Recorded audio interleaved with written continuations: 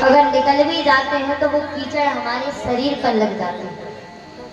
गलत रास्ते पर हम जाते हैं तो इतनी बुरी तरह फंस जाते हैं कि वहां से निकलना बहुत मुश्किल होता है। जैसे तैसे निकल भी जाते हैं तो वहां के तमाम दाग धब्बे अपने ऊपर लगा लेते हैं, तमाम कलंक अपने ऊपर लगा लेते हैं। और अच्छा रास्ता धूल की तरह होता है, तो शरीर पर लग भी जाए तो भी किसी को दिखती नहीं है और उसे झड़ा भी दिया जाता है, हटा दिया जाता है शरीर से। कि महाराज हमेशा अच्छा रास्ता चुनो, हमेशा अच्छे रास्ते पर चलो, अच्छा रास्ता चुनो, अच्छे काम करो, अच्छे लोगों की संगत करो। जैसे हमने आपको पहले दिन बताया था कि हमेशा संगत अच्छे लोगों की करनी चाहिए, अच्छे लोगों में बैठना चाहिए, अच्छे लोगों के विचारों को सुनना चाहिए। वैसे सही बताया जाए, सही मायने में हमें अच्छे लोगों के साथ भी बैठना चाहिए और बुरे लोगों के साथ भी बैठना चाहिए।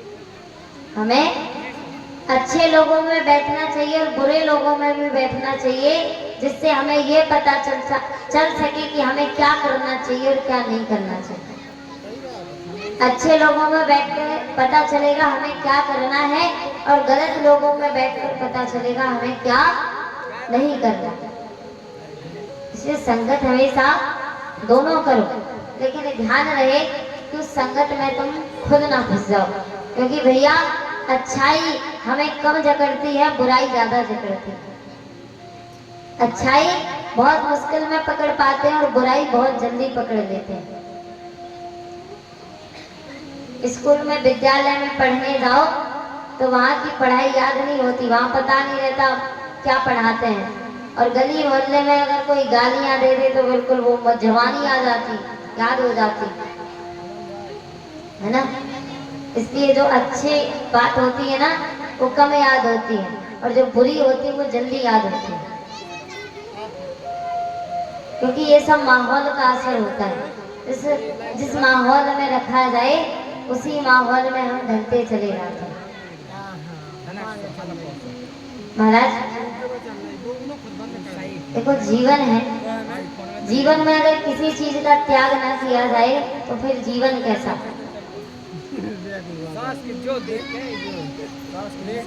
वैसे देखो, जिंदगी तो सबकी अच्छी होती है, सबको अपनी जिंदगी अच्छी लगती। किसी को ऐसा लगता है भैया हम तो ऐसे ही है, सामने वाला कितना खुश है, लगता है ना। कभी कभी ऐसा लगता है कि हम बहुत परेशान और सामने वाला बहुत खुश है, लेकिन ऐसा नहीं होता। अपनी अपनी जिंदगी में सब खुश होते हैं और अपनी अपनी जिंदगी में सब दुखी भी होते हैं।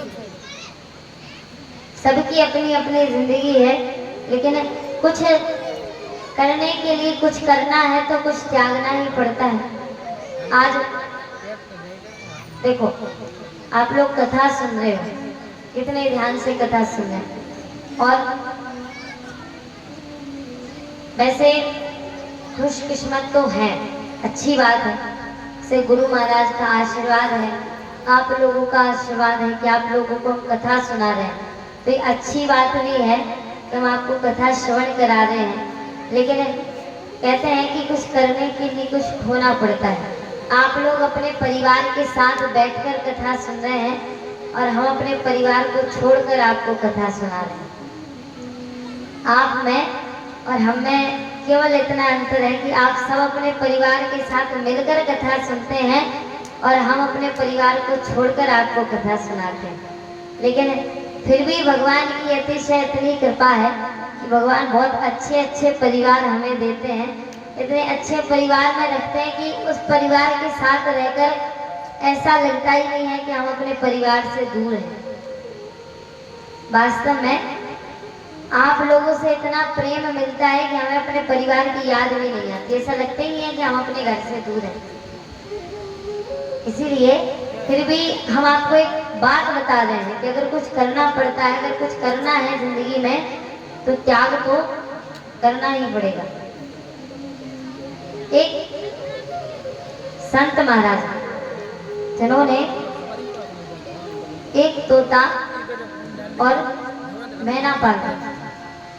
तोता और मैना, इस तोते को एक डाकू उठा कर ले जाता है। मैना एक संत के पास रहती है और उस तोते को एक डाकू उठा कर ले जाता है। जो मैना थी, जैसे ही वो सुबह उठती, किसी को देखती, कोई उसकी गली से गुजरता तो उससे, उसका नित्य नियम था राम राम करती, कहती उसकी सेवा करो, तमाम प्रकार की मतलब अच्छी बातें करती, अच्छे बातें अपने मुख से बोलती थी। और इधर जो तोता था, अगर वो किसी को देख ले तो डाकुओं की तरह बातें करता। एक दिन राजा सवारी के लिए निकलते हैं, उस रास्ते से गुजरे जहाँ संत महाराज रहते थे।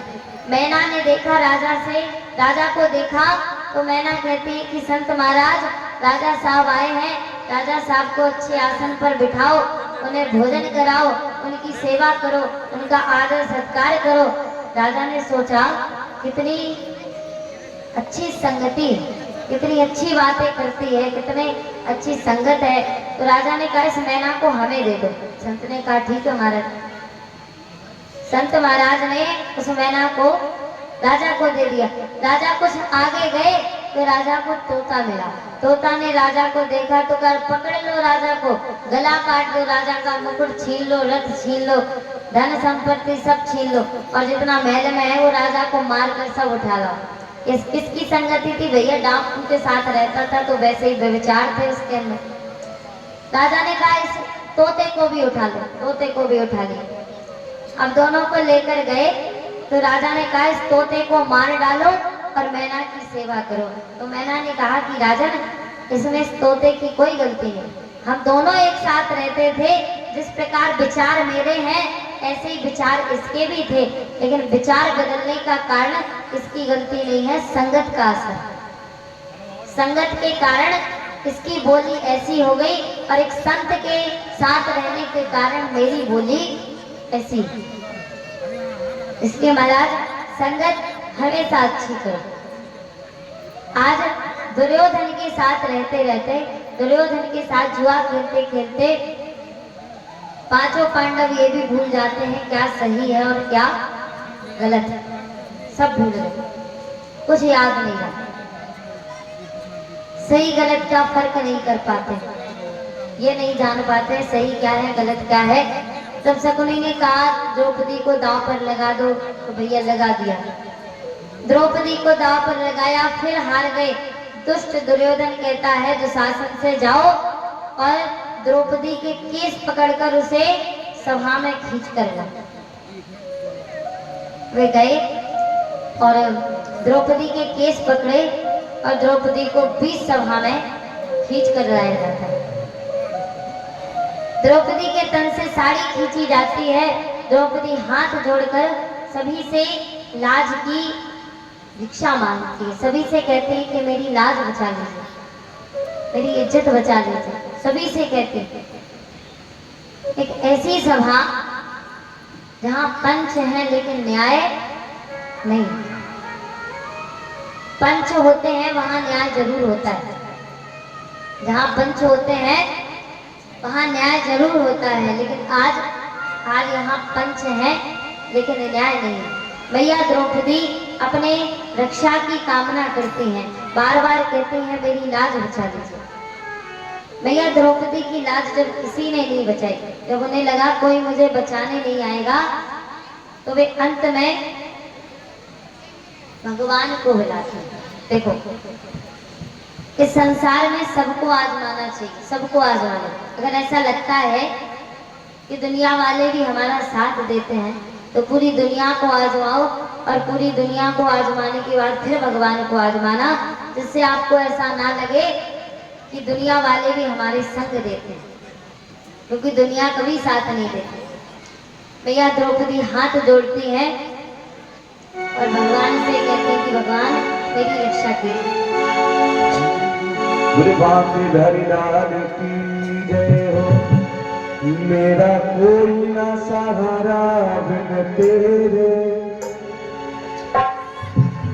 मेरा कोई ना सहारा बिन तेरे, नंदलाल सवरिया मेरे। मेरा कोई ना सहारा बिन तेरे, नंदलाल सवरिया मेरे। मेरा कोई ना सहारा बिन तेरे, नंदलाल सवरिया मेरे। मेरा कोई ना सहारा बिन तेरे, नंदलाल सवरिया मेरे।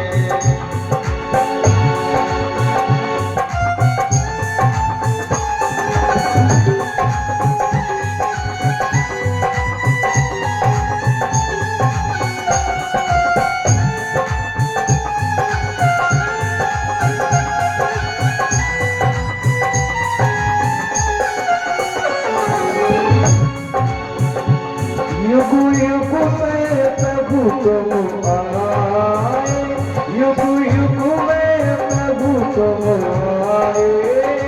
भक्तों के कष्ट मिटाए, भक्तों के कष्ट मिटाए। कलयुग में भी पायो मेरे, नंदलाल सवरिया मेरे। मेरा कोई ना सहारा बिन तेरे, नंदलाल सवरिया मेरे। मेरा कोई ना सहारा बिन तेरे, नंदलाल सवरिया मेरे।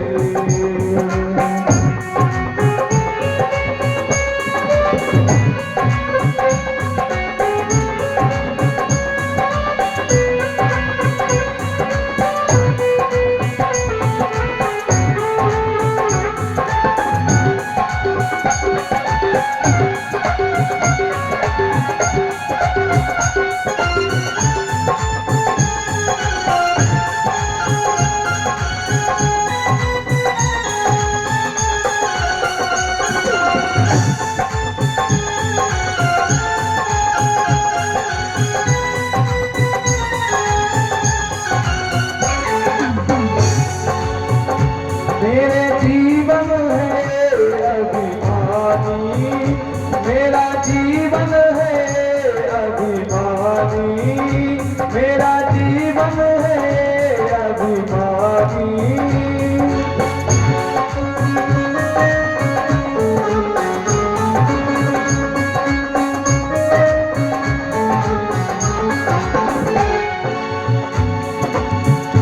प्रभु भक्ति न तेरी बखानी, प्रभु भक्ति न तेरी जानी, प्रभु भक्ति न तेरी जानी।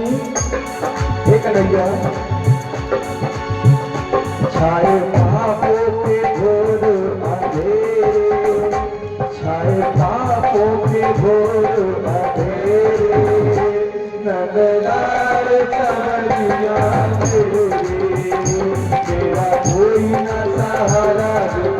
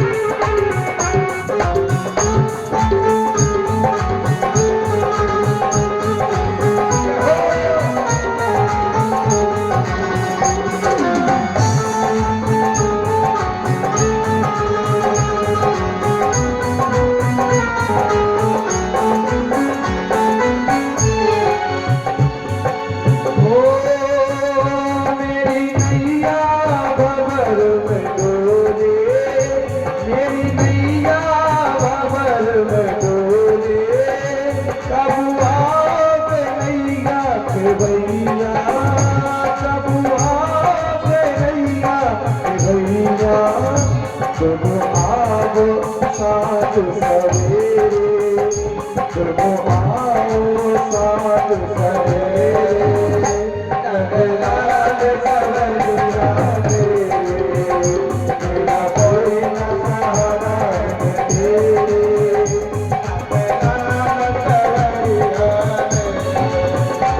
मेरा कोई न सहारा तेरे नंदलाल सवरिया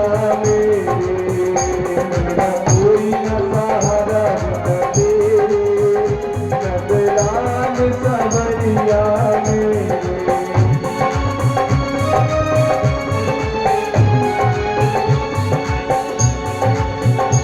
प्रभु आ जाओ तुम आ जाओ प्रभु आ जाओ तुम आ जाओ प्रभु आ जाओ तुम आ जाओ काटो जन्म जन्म के फेरे काटो जन्म जन्म के फेरे नंदलाल सवरिया मेरे मेरा कोई न सहारा तेरे नंदलाल सवरिया मेरे मेरा कोई न सहारा तेरे नंदलाल सवरिया मेरे विश्वास है आप सावरिया के अलावा कोई भी न संसार में तो उठा दो दोनों हाथ ईमानदारी से और मिलकर ताली बजाते हुए मिलकर गाएंगे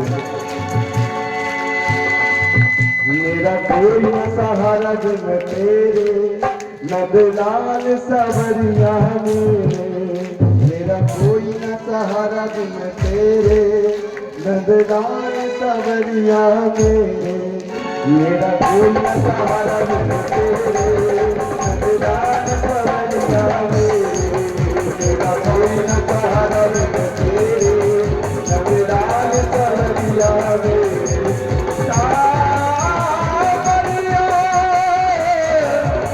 सावरिया नंदलाल सवरिया सावरिया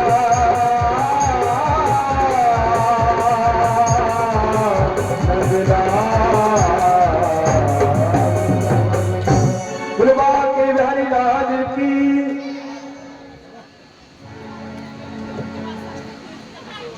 शिवाजी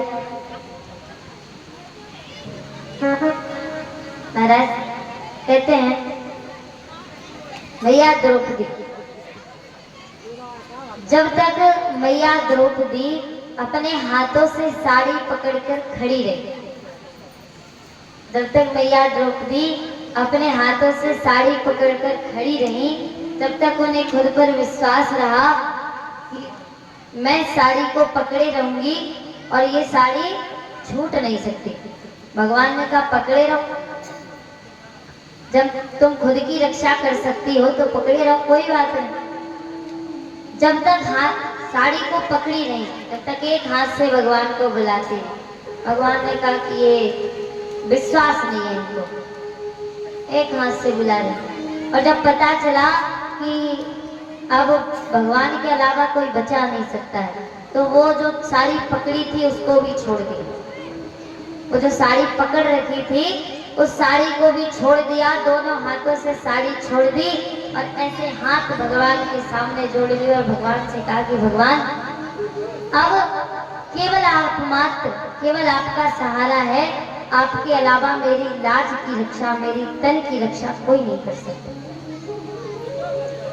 अगर आज तुम नहीं आओगे तो कोई भी भाई अपनी बहन की रक्षा के लिए कभी आगे नहीं होगा, क्योंकि तुम तो मुझे अपनी बहन मानते हो ना, तो आज अपनी बहन की रक्षा करने नहीं आओगे।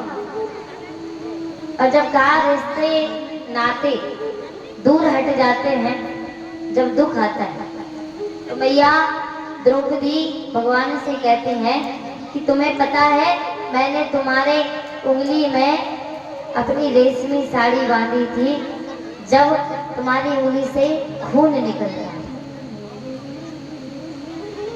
जब तुम्हारी उंगली से खून निकल रहा था तुमने रेशम की साड़ी को फाड़ के बांधा था। एहसान बताती है भगवान को। एहसान किया था मैंने तुम्हारे ऊपर, उस एहसान को चुकाने तो आओगे? भगवान ने कहा द्रौपदी की रक्षा तो करनी पड़ेगी। और भैया द्रौपदी की रक्षा करने भगवान आते हैं और जो उनकी साड़ी थी उस चीर को, साड़ी को बढ़ाते हैं। तो महाराज भगवान बढ़ाते जाते हैं और खींचने वाले खींच खींच कर थक जाते हैं। खींचने वाले साड़ी खींच खींच कर थक गए, लेकिन उनके तन से साड़ी नहीं निकल पाए। फिर दुष्ट दुशासन कहता है कि भैया रुक जाओ, इस साड़ी को बढ़ाने वाला स्वयं वो हरि है, स्वयं वो विष्णु है। मुझे पता है जब तक वो साड़ी बढ़ाएगा तब तक इसको कोई खींच नहीं सकता, इसलिए मेहनत करना बेकार है, दूर हट जाओ। इधर भगवान मैया को बचाने आते हैं और मैया द्रौपदी भगवान से लड़ने लगती। भगवान उनको बचाने आए और वो भगवान से लड़ने लगी। भगवान से बोली कि आ गए बचाने? भगवान ने कहा बुलाया था तो आना ही था। कहा कि बुलाने पर ही आओगे? ये जो दशा मेरी हुई है, यहाँ जो मैं जिस जगह खड़ी हूँ, अगर तुम इस जगह से मुझे बचा देते तो क्या होता? मेरे पति जुआ खेल रहे थे, तुम तो सब कुछ कर सकते हो। अरे तुम तो ना जाने किन किन को जीत कर बैठे हो, फिर तुम्हारे सामने मेरे पति दुर्योधन से कैसे हार गए? हारे नहीं है, तुमने उन्हें हराया है। भगवान ने कहा अच्छा, तुम्हें ऐसा लगता है कि मैंने हराया है? एक बात बताओ, जैसे तुमने मुझे अभी याद किया, जैसे तुमने मुझे अभी याद किया, साड़ी खींच रही थी अभी बुलाया, अगर ऐसे ही अगर तुम्हारे पतियों ने जुआ खेलते समय मुझे याद किया होता तो ये नौबत ही ना आती। जैसे दुर्योधन जुआ खेलते समय कहता है कि मेरे तरफ से पासा मामा शकुनी फेंकेंगे, तो तुम्हारे पति भी तो कह सकते थे कि अगर तुम्हारे तरफ से मामा शकुनी पासा फेंकेंगे तो हमारी तरफ से हमारा कृष्ण पासा फेंकेंगे। फिर देखते जुआ वो कैसे जीतते हैं और ये जुआ कैसे हारते हैं। बहन जब खेलना था तब तो मेरी याद नहीं आई, अब जब हार गई हो, अब इसमें खड़ी हो, जब तुम्हें मेरी याद आ रही है, जब तुम्हें दिख रहा है कि मेरी गलती है। भगवान ने कहा बताओ मेरी क्या गलती है? मेरी क्या गलती है? महाराज कहा सब कुछ भगवान को सौंप देना चाहिए, सब कुछ भगवान को सौंप देना चाहिए, भगवान को दे देना चाहिए। जिंदगी की डोर सौंप हाथ दीनानाथ के, महलों में राखे चाहे झोपड़ी में बास। अपनी जिंदगी की, जीवन की डोर को भगवान के हाथों में सौंप दो, वो झोपड़ी में रखेगा तो भी अच्छे से रखेगा, महल में रखेगा तो भी अच्छे से रखेगा। भैया द्रौपदी की रक्षा भगवान ने क्यों की? पहला कारण, भैया द्रौपदी ने अपनी रेशमी साड़ी को फाड़कर भगवान की उंगली में बांधा था। दूसरा कारण, एक बार एक संत महाराज मैया द्रौपदी के मायके में यानी उनके पिता के यहाँ आकर ठहरे। संत मंडली थी, वो संत जल में स्नान करने गए, उनका गमछा उसी जल में बह जाता है, तो बिना वस्त्रों के उसी जल में खड़े थे। मैया द्रौपदी